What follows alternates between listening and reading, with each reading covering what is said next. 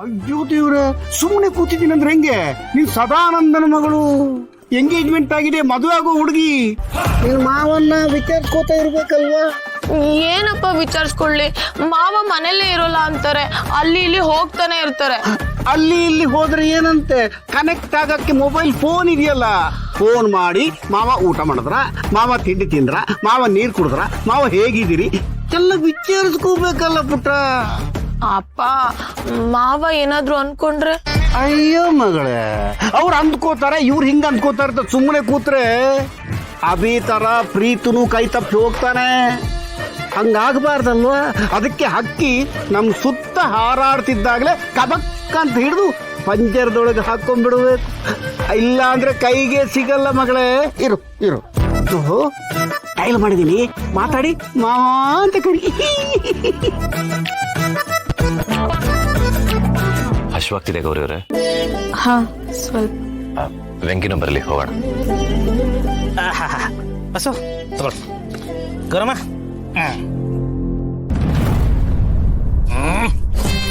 ನೀರು ಕುಡಿಯಕ್ ಬಿಡಲ್ಲ. Bus bus phone phone phone. ಯಾರು? ಅದೇ ನಿಮ್ಮ ಮಾವ ಸದಾನಂದ ಅವರು. ನಾನು ಬ್ಯುಸಿ ಇದ್ದೀನಿ ಅಂತ ಹೇಳಿ ಯಾರು ಮ್ಯಾನೇಜ್ ಮಾಡು. ಬಸ್ಸು, ನೀವು ನನಗೆ ಸುಳ್ಳು ಹೇಳೋದಕ್ಕೆ ಕೇಳ್ತಾ ಇದ್ದೀರಾ? ಅಲ್ಲ ಬಸ್ಸು, ನನ್ನ ಜೀವನದಲ್ಲಿ ನನಗೋಸ್ಕರ ಒಂದೇ ಒಂದು ಸುಳ್ಳು ಇದುವರೆಗೂ ನಾನು ಹೇಳಿಲ್ಲ, ಅಂಥದ್ರಲ್ಲಿ ಸುಳ್ಳು ಹೇಳು ಅಂತ ಇದ್ದೀರಲ್ಲ, ಈ ಸುಳ್ಳು ಅಂದ್ರೆ ಹೆಂಗಿರುತ್ತೆ ಅಂತಾನೆ ನನಗೆ ಗೊತ್ತಿಲ್ವೇ? ನೀನು ಸುಳ್ಳಿನ ಕೊನೆ ತುಂಡು ಅಂತ ನಂಗೆ ಚೆನ್ನಾಗಿ ಗೊತ್ತು, ಹೇಳ್ದಷ್ಟು ಮಾಡು. ಇದಕ್ ಮೇಲೆ ನಾವು ವಾತ್ಸಲ. ಹಲೋ ಹಲೋ ಮಾವ, ನಾನು ಅಂದ್ರೆ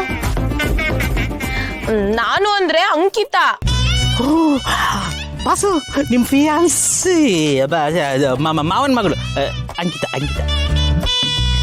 ನೀನೇ ಮಾತಾಡು. ಏನಮ್ಮ ಸಮಾಚಾರ? ಅದು ಸ್ವಲ್ಪ ನಮ್ಮ ಮಾವನ್ ಕೈಲಿ ಫೋನ್ ಕೊಡ್ತೀರಾ? ನಾನು ಅವ್ರ ಜೊತೆ ಮಾತಾಡ್ಬೇಕು. ಈ ಐಡಿಯಾ ನಿಮ್ಗೆ ಬಂದಿದ್ದ ಅಥವಾ ನಿಮ್ಮಪ್ಪ ಕೊಟ್ಟಿದ್ದ? ನಾನಲ್ಲಪ್ಪ, ನಮ್ಮ ಅಪ್ಪನೇ. ಮಾವ ಏನ್ ಮಾಡ್ತಿದ್ದಾರೆ ಅಂತ ವಿಚಾರಿಸ್ಕೊ ಅಂತ ಹೇಳಿದ್ರು.